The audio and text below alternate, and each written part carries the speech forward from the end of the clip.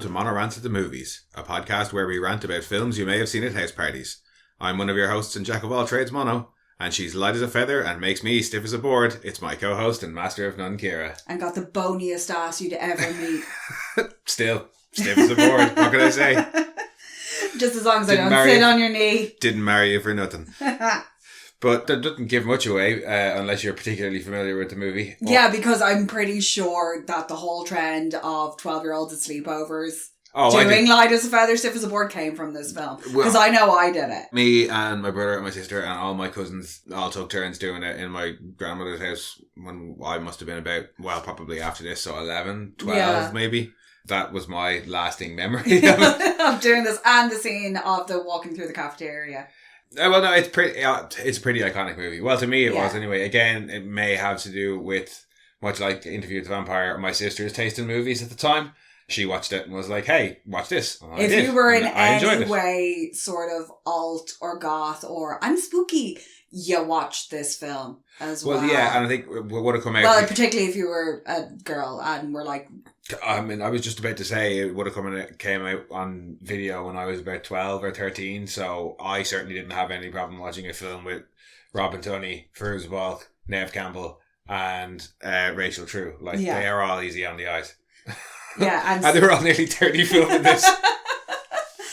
And Skeet Ulrich and Breckin Meyer. Breckin Meyer looks like a baby. Breckin Meyer, I think, is the only teenager. But now, every time I see Breckin Meyer use his normal voice or hear Breckin Meyer use his normal voice, I can't help but think... Boba Fett. Yeah, I can't help but think Boba Fett. Dude, are you crying? No. No. And a really young Christine Taylor, who most people know as Ben Stiller's wife. She was in like Zoolander. Oh yeah. In the and she's such a... the Brady Bunch film from the 90s as well. She's such a bitch in this. Oh, she's a horrible racist God, bitch. She's such a bitch. This being The Craft, I mean it's in the title, but we should probably say its name as well. But probably my favourite Fairuza Balk role, just because Nancy is such a fucking icon. I said it when we were watching it. The film would be nothing without Nancy. Nancy is the film. It's a good film, but Nancy... No, there was a sequel made a few years back called The Craft Legacy, which is a direct sequel. It's supposed to be the child of Nancy in it. If you haven't seen it, you're not missing much. It's got David Duchovny in it, but he's barely in it. Yeah, I think I'd rather watch the boy version of this. What was that called? The Covenant. I think it's just The Coven. No, I think it's The Covenant. It looks garbage anyway. Yeah. Doesn't it have fucking thingy from The Expanse in it? Who's Sebastian Stan? Is it not like Sebastian Stan and Stephen Strait?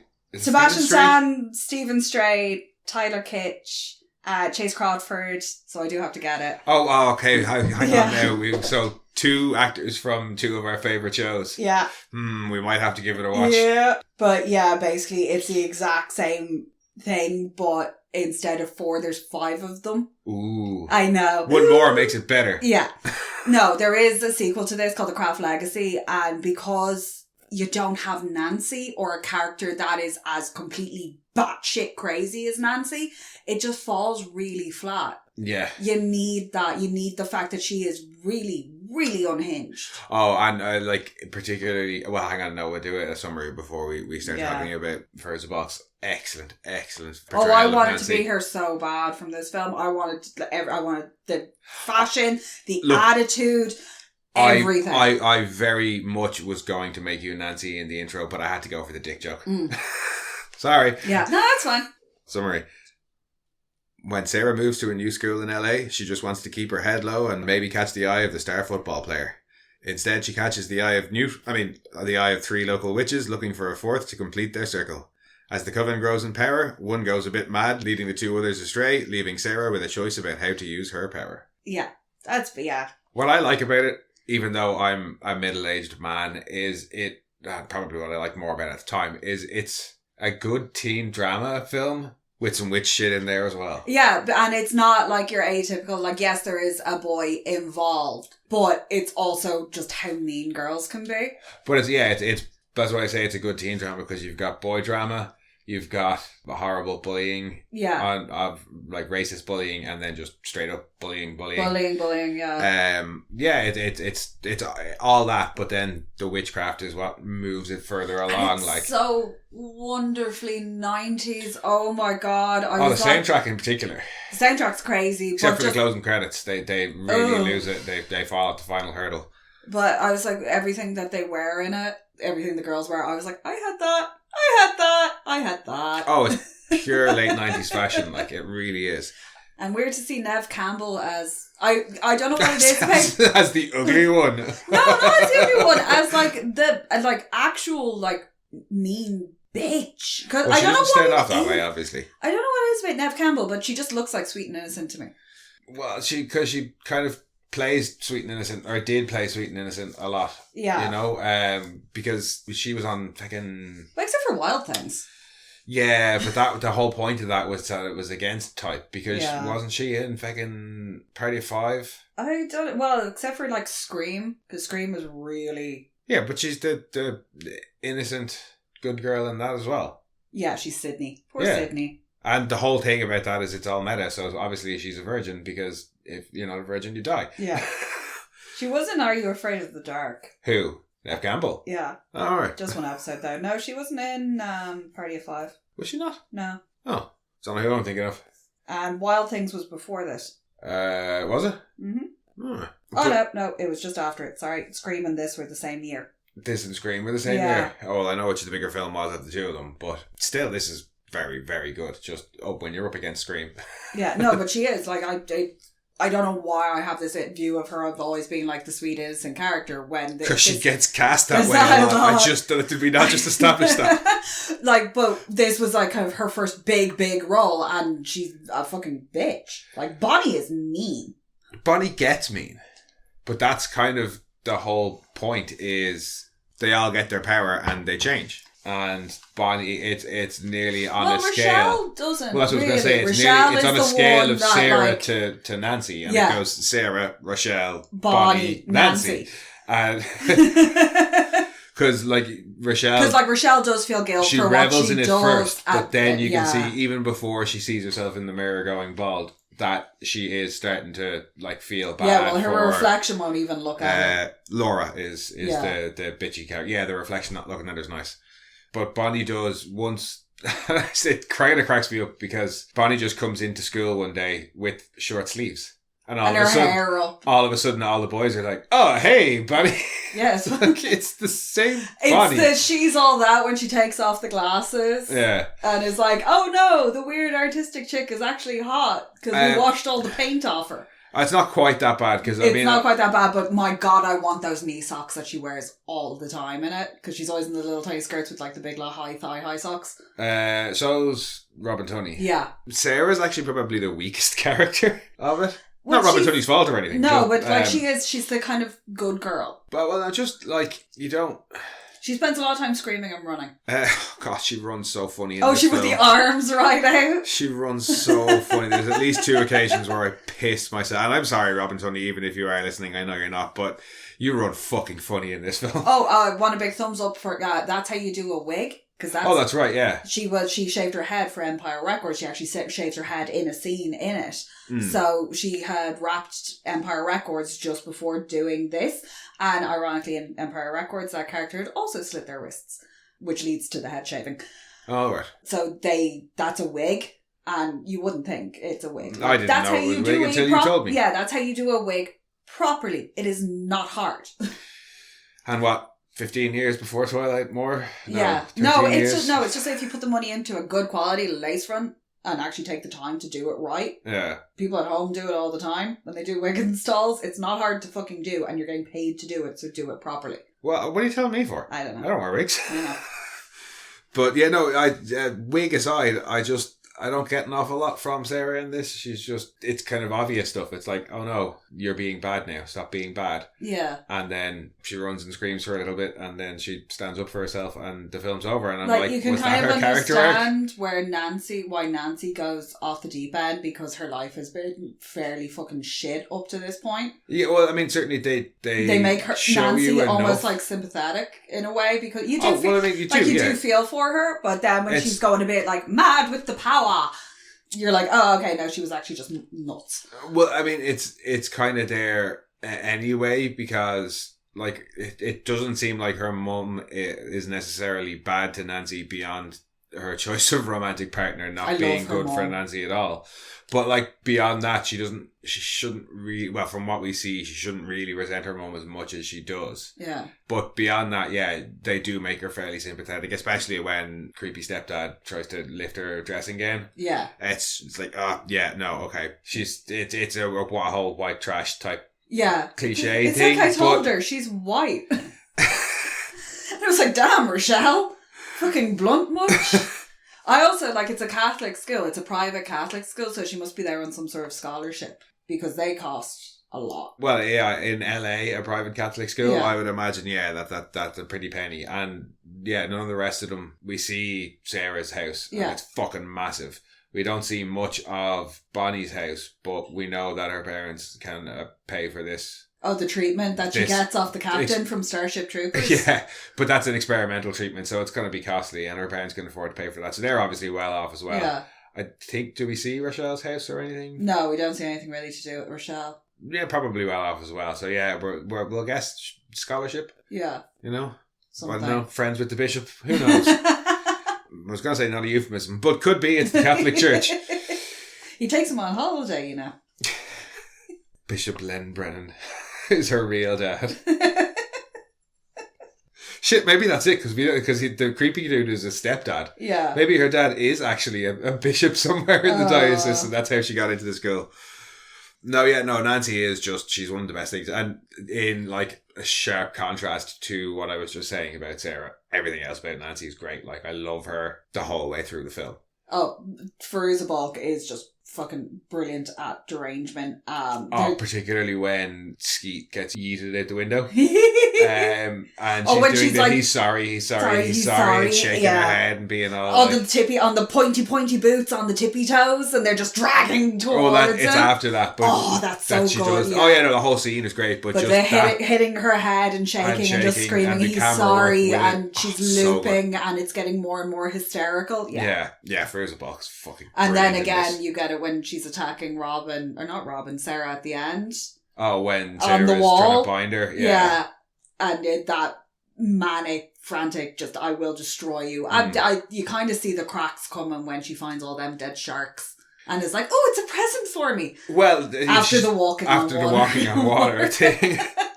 And you see it when they're all doing their their kind of first thing in the circle together, and they ask for like the small bits, like, you know, I want to be able to love myself more, and I want to be beautiful inside and out. And her thing is, I want to take the God of everything into me, all of him. Like, yes. Gimme. And even Sarah's like, oh, is that all? But like, just that? Yeah, just all the power in the universe. That's all you want. That's fine, all you want. Yeah. Phenomenal cosmic power, infinite living space. Well, that's how she ends up. Rochelle, I do like as well, particularly because I was reading the trivia. She was supposed to be. She was supposed to have an eating disorder. Yeah. But when they cast, I've completely forgotten her name. Rachel True, isn't it? Yeah. They changed it to be a racist storyline. Yeah, which, kind of an obvious choice of, we've cast a black person, let's make it about race. But in a private Catholic school. In context, it does work. And as well, because Bonnie's issue is physical. But it's something that kind of is to do with herself. Yeah. If Rachel or if Rochelle had an eating disorder, that would also be kind of an inward thing. Whereas the racist bullying is very much an outward thing being directed at her. So it's a different kind of thing. So each of the three girls have very different struggles going on, you know what I mean? One is they're all somewhat related to bullying, but one of them is, I've got this skin condition that makes me feel this way. One of them is I've got these horrible racist bullies that make me feel this way. And then one of them is I've got this horrible home life that makes me feel this way. And Sarah's got nothing. Well, Sarah's got a dead mom and tried to kill herself. But we never find out why she tried to kill herself. That's why I'm kind of say we get nothing off her. Like she doesn't see it's not like anything to do with the dad having a new partner because she's barely Jenny, I think is her name. Yeah, she's barely mentioned. You hardly see her. You only see her at the start. She mentions that her mom died giving birth to her, so it's not a recent event. Yeah, so if she was upset with him getting married, tell us. If she was upset over the fact that her mother died in childbirth, did she only recently find out and that was why the suicide attempt was there? Yeah. Why I feel like there was a piece taken out. There was something was removed. Yeah. Because there's implications the whole way through it that she's a natural witch and she's quite powerful in her own without she says that. So maybe it was something to do with that, like she couldn't control it. Well, because she does say when they're sitting down and chatting early on, she's saying that, I do have natural power, but it always goes wrong when I try and use it. Like she talks about how she accidentally made herself, was it deaf? Yeah. She's like, I just wanted this thing to stop, or she, or wanted to say everything to stop, and I suddenly went deaf for 2 days. There's something else about how she wanted rain and there was floods or something. But so if it's something to do with that, add it in there in that story. And then this one time I wished for this thing and this really horrible thing happened, and that was when I tried. Yeah, that was like the straw. That was the final straw, and that was when I tried to kill myself. And then I didn't, and then Dad moved us over here so that we have a new life and can start. So, tell us something. Don't tell us she attempted suicide and never tell us why. And like you said, the mother died in childbirth, so it's quite far back. She's never known her mother. She's grown up with her mother always being dead, so it's hardly that. Or if it is, tell us why. Yeah. And again, it's just because the other three girls are such good characters. It kind of just throws that into a starker contrast. Yeah, she's just, and it's not even like she's confused and trying to flail her way around and just seeking different paths. She just goes along with what they say. Yeah, and it's not like she buys into it very quickly after they meet up with her. She meets Chris. Chris is an asshole and is all like, I'm going to football practice. Skeet Ulrich has a face you just want to slap. Yeah. Particularly after he spreads the rumour and she goes to talk to him. Such a dick. And he does the whole thing of, look, I'm not going to get back with you. Stop begging me. Really loud. There you really want to slap him. Oh my God. Such an asshole. Yeah. Probably doesn't deserve to die, but then that's kind of the point. Yeah, but how he seems to do this, because you get that when if the crazy chick is telling you that the dude spreads disease. Yeah. I've gone out of her way to tell you that the dude spreads disease, I would pay attention to her. Yeah, and then when she says, I think she says something along the lines of he hurts people after saying that, and she has a really hurt look on her face. Yeah. Yeah, if you weren't staring through the chain link fence at him, you'd probably have copped that, he's worth or not worth it. Yeah, no, just when she goes, he spreads disease. Also, their football practice has no helmets. Who cares if these guys get head injuries? I don't. Shower of assholes. Yep. And there, apart from the four girls, there's not really. It's Chris, his dickhead friends. Breckenmeyer has a few more lines than the other dickhead friend. Yeah, Blondie. And Blondie is Laura. And proper and then horrible racist then you're bitch. One in the shop. She has a name, but she's in two scenes. And the weird snake dude. I thought that was going to go somewhere because he shows up twice. And I even said the first time we were watching it, I was like, oh yeah, doesn't he show up in the final scene and help her out when the girls are attacking her a la Home Alone? Oh no, look, he's getting run over. Never mind. Because I thought, it's he's going to... I just like the way he's like, what are you doing? Stop yelling. It's like, dude, you're just some random vagrant in my house with a snake. Yeah, of course I'm going to scream. Yeah. When he gets run over later on, though. Oh, that's nasty. That looks good. Yeah, because there's a couple of very nice shots in this. Just special effects. But the hobo death is one of them. Hobo death scene. And then they go and run off and sit on a really, really manky, soggy sofa. That's just outside. Yeah, well, as you pointed out, it's been pissing rain in the previous scene and then they go and sit in an outdoor sofa. Yeah. Oh, that's gotta be horrible. It's gotta be fucking horrible. Oh. Gross. Oh, I can smell it. But I don't think that the lack of characters makes much of a difference. Like, you have just enough there. Yeah, no, and them exploring all these powers and trying out things is fun because they're all trying different spells and trying to get things to go their way. And then Nancy's keeps pushing it and taking it that bit further. Whereas Sarah's very reserved. Like, you get that when she's doing the glamour where she just changes her eyes and they're all like, what? Yeah. And then she changes her hair. And I love the hair transition back when she's shaking her head. Yeah. But, like, she's taking, like, little steps. Baby steps. Whereas Nancy's like, here's a plane crash. Leaps and bounds, yeah. And, like, here's your house full of, like, fucking snakes and bugs. And I was cool with all of it until I saw the maggots and then was like, ugh. Well, I mean... And I wouldn't want to be there, but the maggots really were like, no. Like, each of their kind of first big things... Sarah's is she wants making Chris properly fall in love with her. Oh, that goes so badly wrong. It's kind of hilarious the way he is at the start when he's just like, oh, when they're like making him carry all their books and she puts her handbag over his head, like, he's like, just loops it around his neck. And then when he like shows up later on and he's like, it's 3 a.m. He's like, why didn't you answer your phone? She's like, it's 3 a.m. and he's like, oh yeah, that's a good reason. I've been thinking we should move in together. Yeah, he's just so pure and absent-minded. It's kind of hilarious. And the dad's there with a torch in his face, like, what are you doing?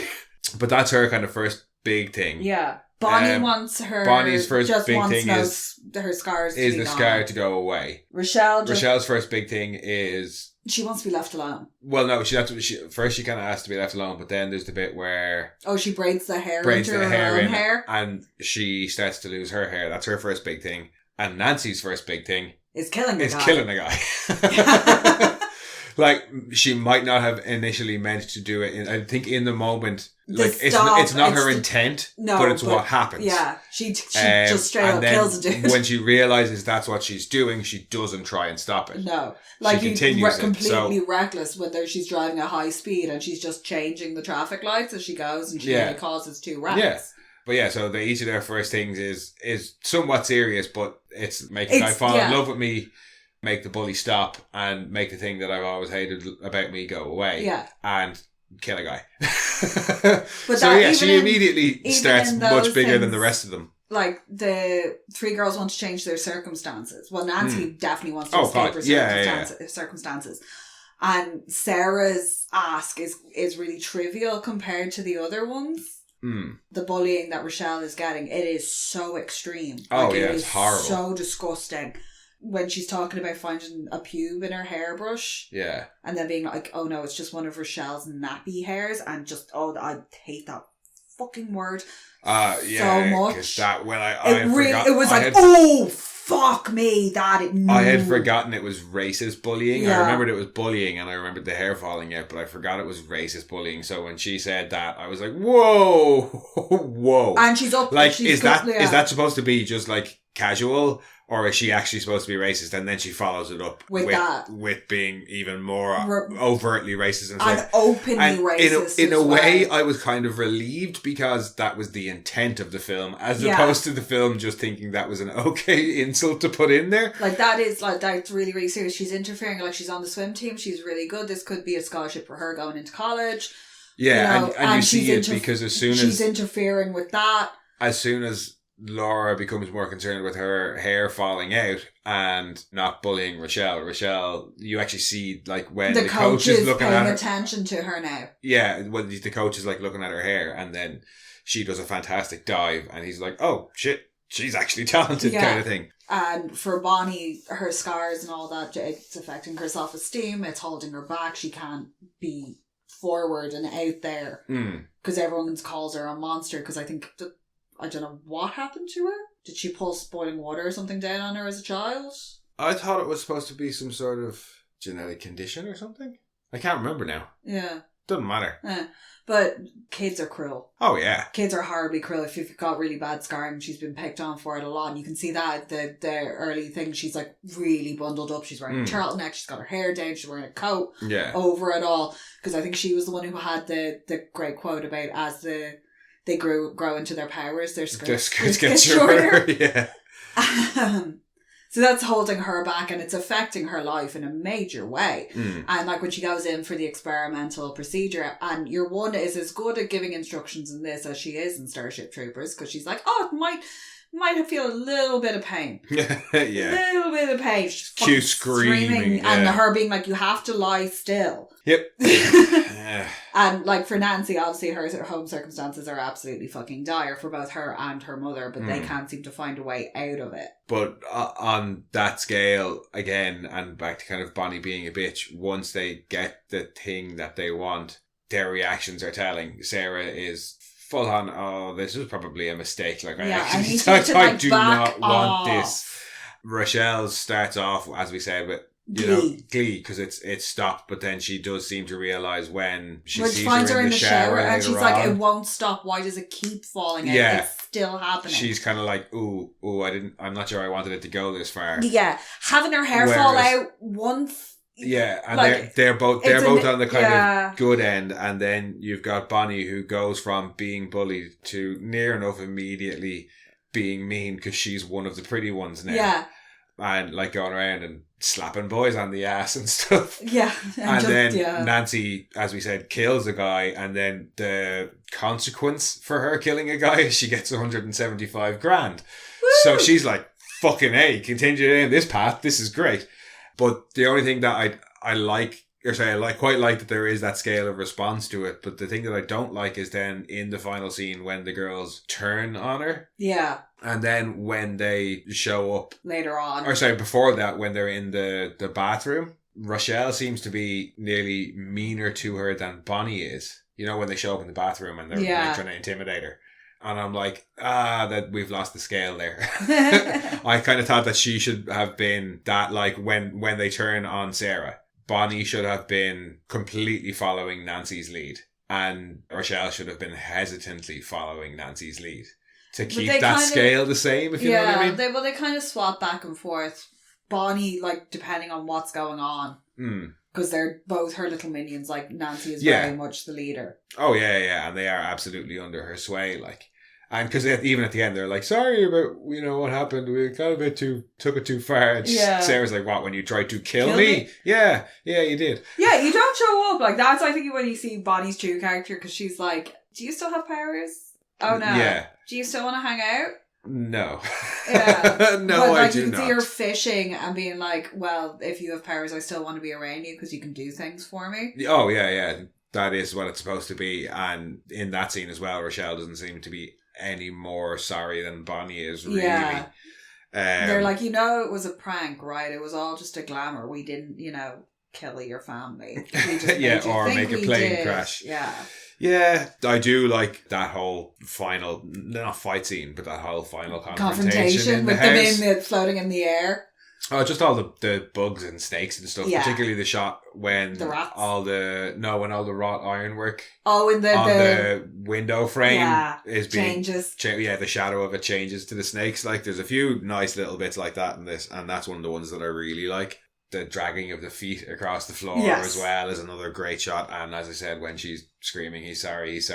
Well, that's some crazy like that whole work. scene where she's lured your man Chris upstairs. Why is there a fire lit in an unoccupied bedroom and a house party? Yeah, it's a teenage house party. Let's light the fire in this like master bedroom upstairs. Ambiance in a room no one's in. Yeah, or like, are you making it nice for the teenage couples who will inevitably sneak off for a quick fumble?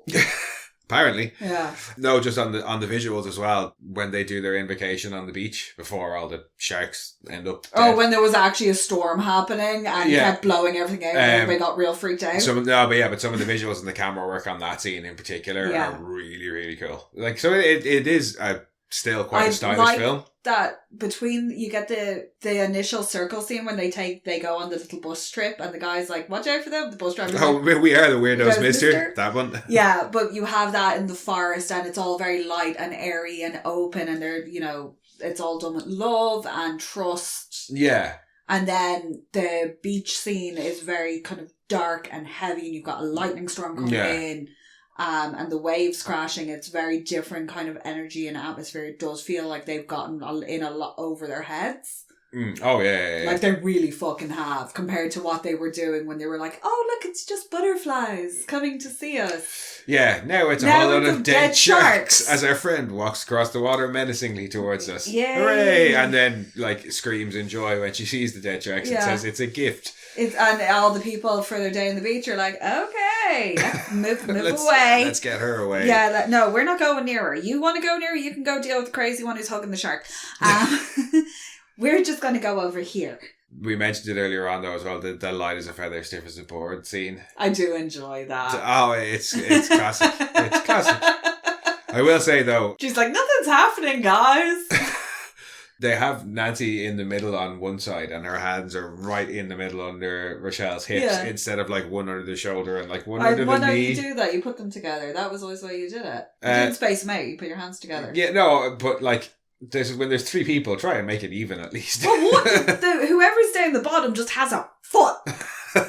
I think Bonnie's up at the head, up at Rochelle's head. Yeah. And Nancy's in the middle. And then Sarah's just like, I got a foot. This is fine. I got a foot. What's next? You gonna climb around a table? Oh, God. I remember doing that. Climb around a table. Climb around a chair. Table and climbing around chairs. Yeah. Yeah.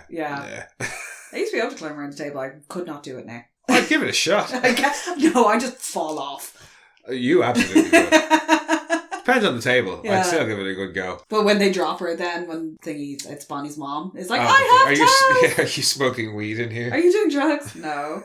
Oh yeah, just doing drugs. We're doing witchcraft. What other things did we like about it then? I just really enjoy the girls. Because it's so true to how girl friendships work. I can't speak to that, but it seems that way. They're like, ooh, we like you. Come on, as long as you're doing what we want you to do. In an established group, we're going to get a hold of you.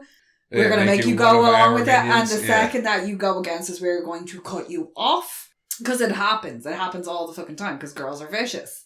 Well, I mean, they go to murder straight away. Yeah, because they just ramp it right the way up. They're like, you know too much, we must kill you. Yeah. Yep, time for you to die now. Yeah. There's no attempt to bring her back into the circle. It's just, time to kill you. Yeah, no, you can't do that. And they had threatened her before that because they were like, oh, you know what happens when back in the olden days when witches went against their covens.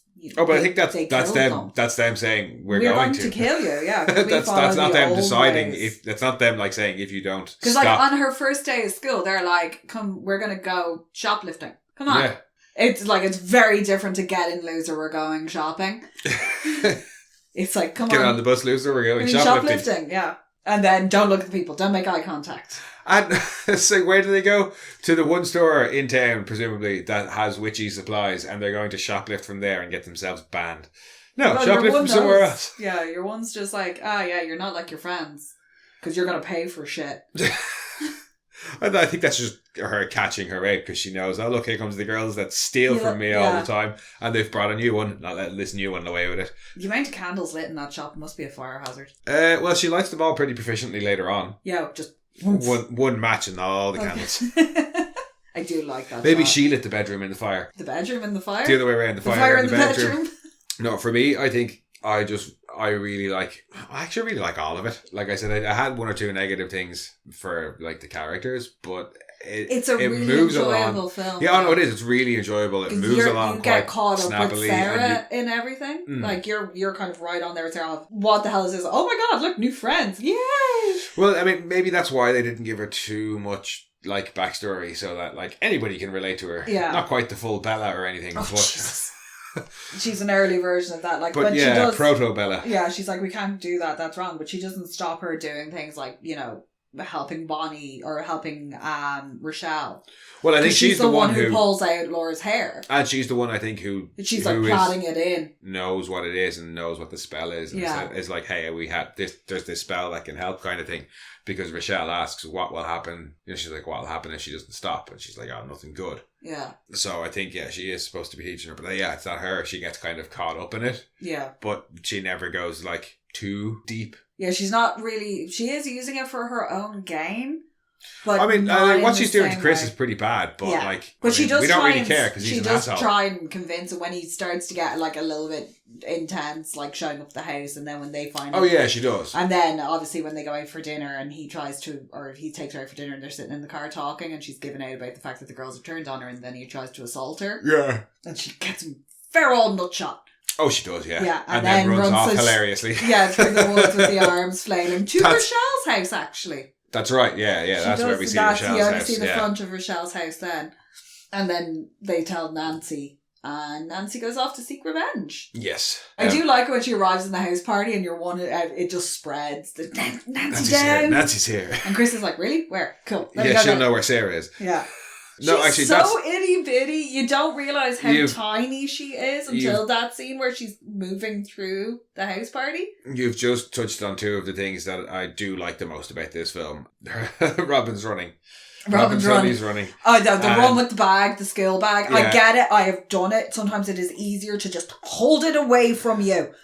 And I don't know where her house is in relation to that magic shop, but she runs the whole way from the magic shop to her house. But no, the other thing that I really like is Fairuza Balk's performance as Nancy. Yeah. Nancy is easily my favourite thing about this film. She's just so good.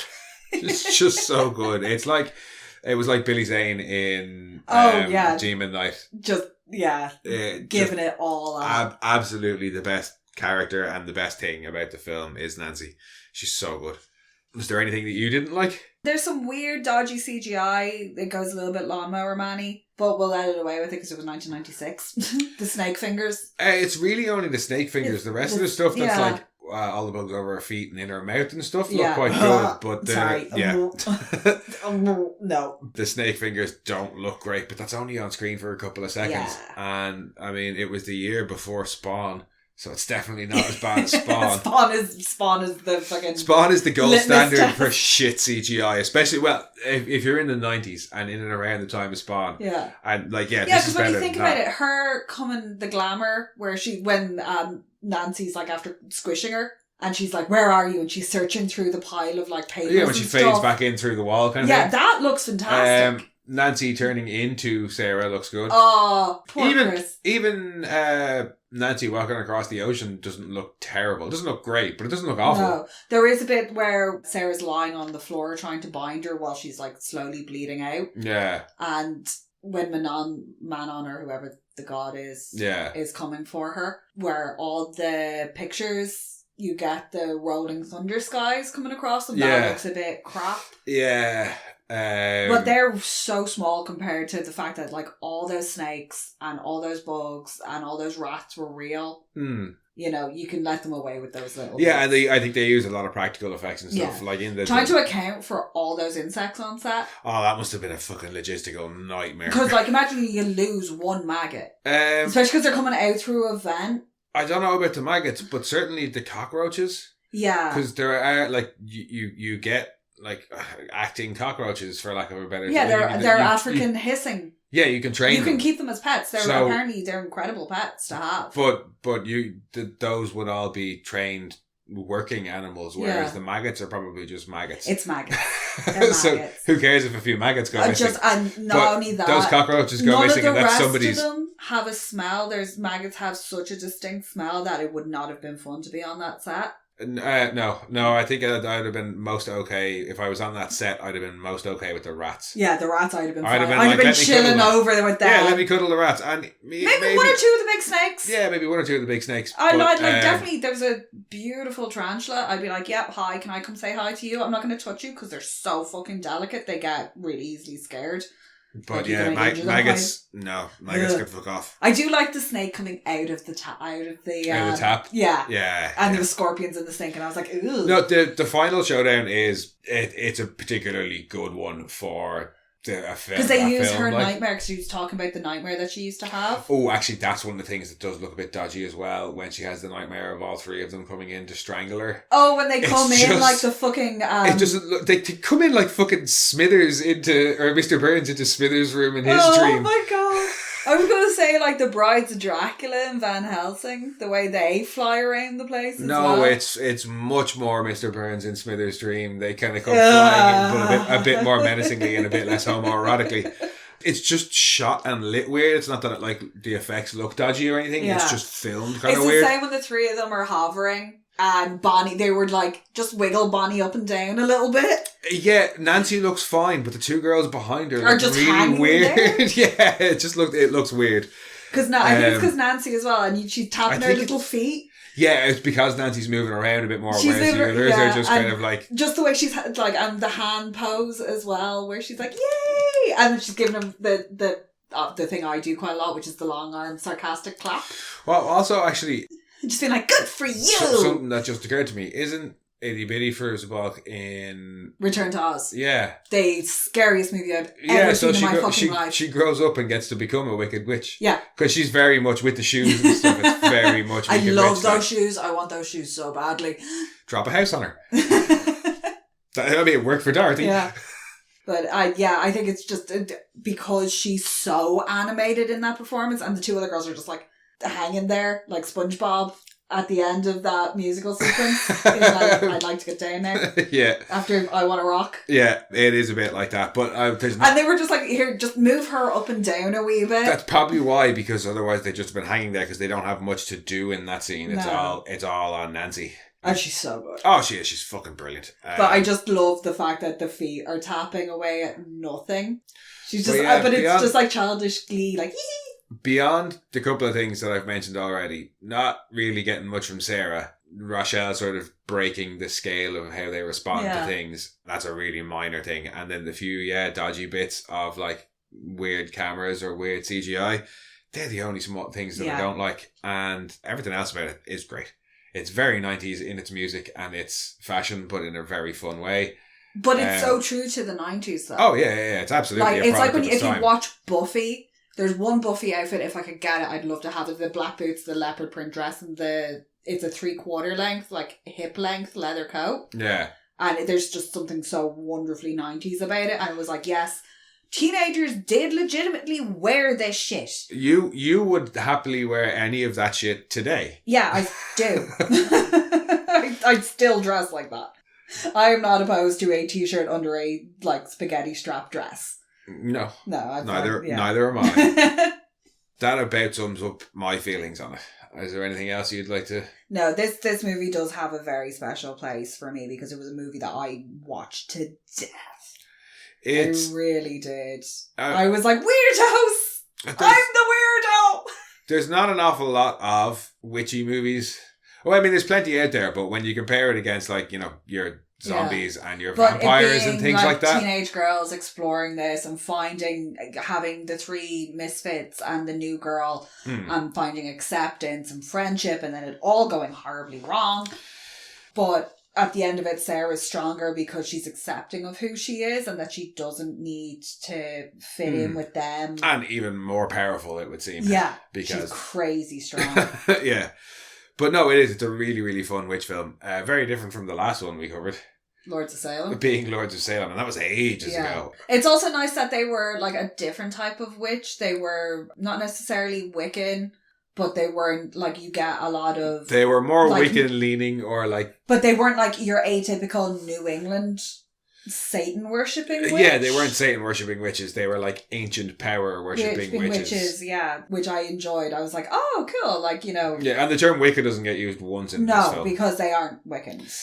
No, and it's just kind of a light magic, dark magic type thing. Yeah, the closest they get to Wiccan in this is the as above, so below. And I do like that they kind of spell it out at the start as well, that they are, it's we worship this entity. It's bigger than God or the devil. It's everything. It's all around us. It's it's Gaia. It's so that kind of, but that sets it out from the start. These aren't your poser Satanist witches. Yeah, these aren't your Satanist witches. These aren't your satanic panic type thing. Witches, yeah. These are looking into other shit and older stuff, and probably would have an altar similar to ours with our little small gods up there. I don't know. Our altar's got a load of weird shit. Yeah, got some weird shit in there that isn't anything to do with God. It's just some sci-fi shit and fantasy shit. There also happens to be some gods up there. Yeah. But yeah, no, it's an excellent film. I was happy to, because when we had talked about doing it for a while, and I was like, yeah, we'll watch it. I don't know how I feel about 2 watches, but no, I was happy to sit through both watches. Yeah, no, it is. It's very fun. Chris does get, like, Chris I think leaves at the right moment because he is getting a bit too much. Yeah, his story's over. Yeah. He was funny for a little bit. He was a dick at the start. He was funny for a little bit. Then he got rapey. Then he falls out a window. Yeah. That's good. That's Chris's story arc, and I'm happy with that. There's one minute when fucking Nancy is like, come upstairs with me, and she's trying to get with him, and he's like, no, you're not Robin. Or you're not, I keep calling You're not Sarah. You're not Sarah. Yeah. And when she changes into Sarah, Yeah. and he's like, what the fuck? But it's still not... Happy to not question it, though. Yeah. He's Sarah also enough like, for me. And then when there's 2 of them, he's like, what the fuck? And then realizes it's Nancy and is like, ew, get off me. Yeah. But no, that was The Craft, and it was just as excellent as I remember it, I think. Yeah, it's a really straightforward story. Nancy's mom is a hoot. Yeah, we didn't really talk about her, but she's fun. She is that. She Trailer is Park Peg fun. Bundy. She's Trailer Park Peg Bundy. Yeah, the blonde, overly teased hair, the constantly smoking, like even her like morning garb when the lawyers come to talk to them is very Sandy at the end of Grease, having been stitched into the pants. Yeah. When she gets her sofa and she's like, I love this sofa.